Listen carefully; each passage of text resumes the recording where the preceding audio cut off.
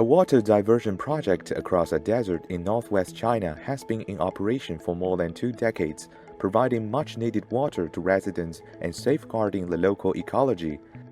In one section of the project, water is diverted from the Yellow River, China's second-largest river, to Minqing, a county in Gansu province that had long suffered severe water shortages. Construction of the project began in 1995 and was completed in 2000. The project was put into operation in March 2001.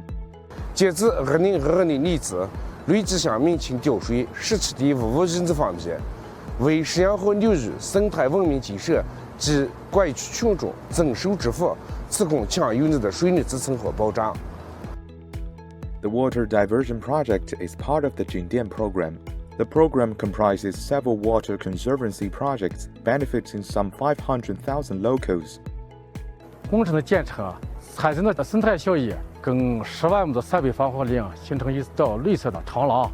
景点向民情调水，为这个整个西生态走廊起到了至关重要的作用。